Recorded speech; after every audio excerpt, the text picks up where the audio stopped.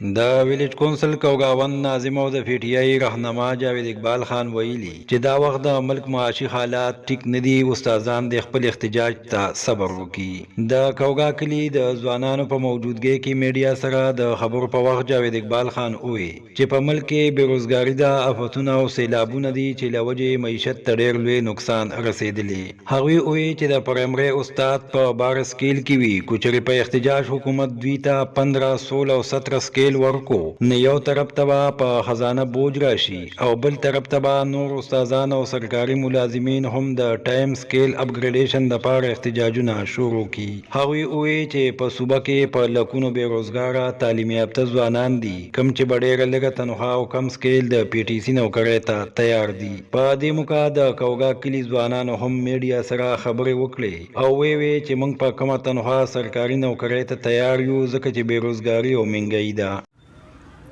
جاوید خان دا راته ووایه د ځوانان دې راجمع کړي دي او ولاړې، نو د څه باره کې خبره کول غواړي او څه پیغام لري؟ عمران بھائی ستا ډېره شکریه. دا پیغام موږ د دې باره کې دا کړی دی چې نن سبا چې کم دی نو نن د پرایمري ټیچرانو چې کم دی نو هړتال کړی دی، پېښور ته تللي دي او په پېښور کې هغوی چې کم دی نو هړتال کړی دی او دلته سکولونه بند دي. نو لکه د هغوی یو سکیل دی 12 سکیل دی، نو دغه 12 سکیل له پاسه هغوی وي چې موږ له 15 سکیل کې مطلب هغوی سره جو تنخواه هم سیوا شي او هغه سکیل هم چې کم دی سیوا شي. نو زمونږ دا پیغام دی چې لکه دې ملک دې ټایم کې دونه د ملک چې کم دی برداشت نشي کولی، ځکه چې تاسو ته به پته یا نه ریل ګاډي ودرېدلي دي او کارخانې تقریبا وي چې دا دغه والا چې کم دي دا ودرېدو والا دي، دا ټیکسټایلز میلونه چې کم دي. نو نور هم چې کم دی نو د تنخواګانو مسلې پکې لکه پیسې تقریبا په خزانه کې وي چې کمې دي، ښه سیلابونه پکې راغلي دي. نو دلته کې زمونږ دا ځوانان چې کم دي نه لکه دی ومایل بېروزګار دي، د زما په خیال د یو بي اے تعلیم دی، د بل ایم اے دی، د بل بي ایډ دی، د بل هم بي اے تعلیم دی، دا ټول بېروزګاره ګرځي او دلته کې هغوی چې کم دی نه د دې سکیل مناسب خپلې تنخواګانې ملي او د هغې دپاسه چې کم دی نه هغوی بیا چې کم دی نه هړتالونه هم کوي. نو موږ دا وایو د غني خان هغه شعر دی وي په سترګو پردې د لیونتوب د لیوني او ته نه پېژنې تول ته تشتال پېژنې. نو دا بني آدم نن سبا کو زمونږ استادان دي که هره محکمه را کې اداره ده نو صرف ځان پېژني بل څوک نه پېژني. نو مسله دا ده چې د ملک سره د لږ کمزوري د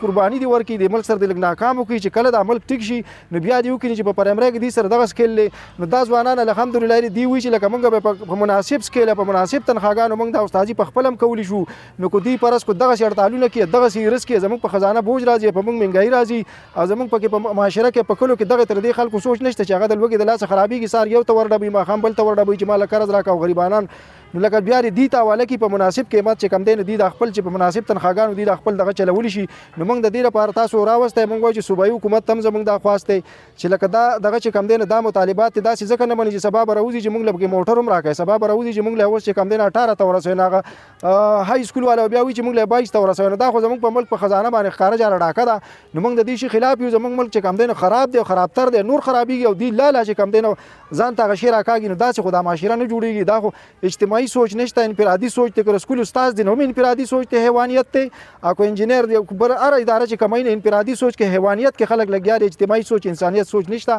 د دې لپاره موږ تاسو راوستی نو ډېره مهرباني ستاسو. اوس پر د دوی ویل دي خپل تعلیم او دغه جاوید خان دا راته ووایه ستاسو د خبرو مطلب دا دی چې حکومت د استادانو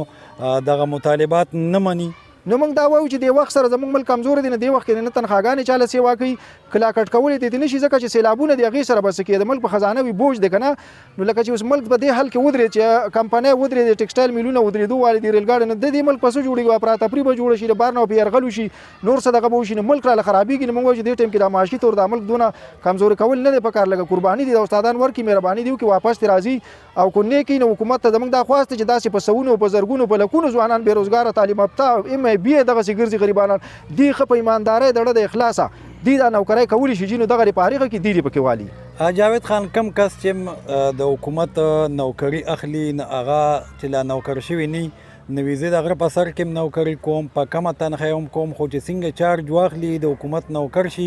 نو بیا هغه وي ما کلي ته م راوله او ما له تنخواه هم سیوا کړه، خو سبا دی دا چل کوي. نو بیا نو سبا کو دی کېږي نو دې خلاف هم موږ راپاڅو. خو موږ وایو چې دې ټایم کې دې خلکو سختې لیدلي دي، دې هلکانو غریبۍ ولیدي، دې هلکانو سختې ولیدي. نو موږ وایو چې دې کې هغه قابلیت انشاءالله تعالی به وي، دا ټکېدلي هلکان دي. نو دوی به هغه چې کم دی هغه تناساني نه غوره کوي، نه به چې کم دی صرف ځان پېژني، دوی به کام هم پېژني، معاشره نه انشاءالله. او که بیا داسې شوه نو بیا به دې خلاف هم انشاءالله دغه کېږي.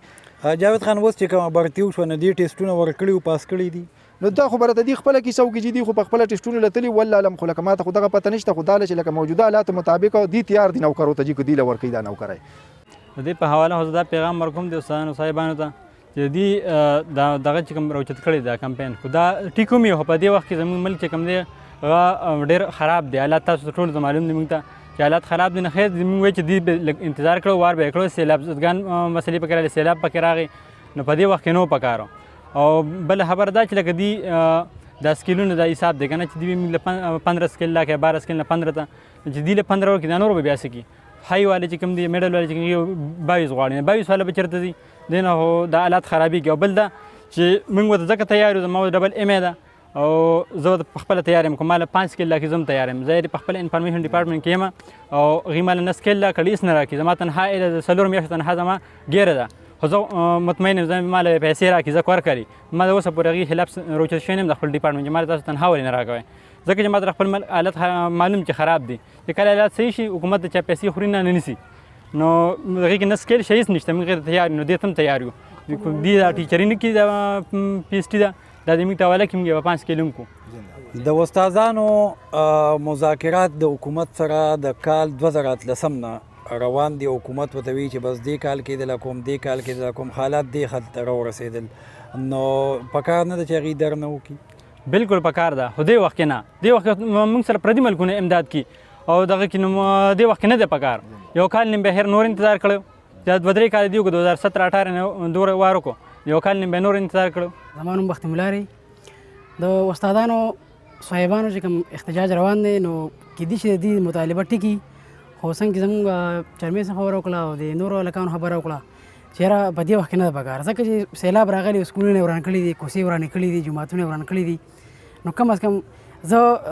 به تاسو دا وایم چې زه په خپله سپلو کار کوم سپلی جوړوم ما یو دیاړي تقریبا لکه کو الله وس راکړي نورې به هم لېږم ما یو دیاړي تقریبا د ورځې ټولې دیاړې ما سیلاب له لېږلې ده کېدای شي اوس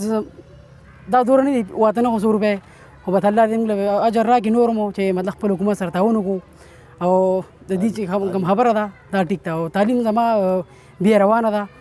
نو څنګه چې سیب عبدالله ویچاره په 5 کې نو انشاءالله زه تیار یم هر څه چې حکومت چې به ما څه بوج راړي زه ورته تیار یم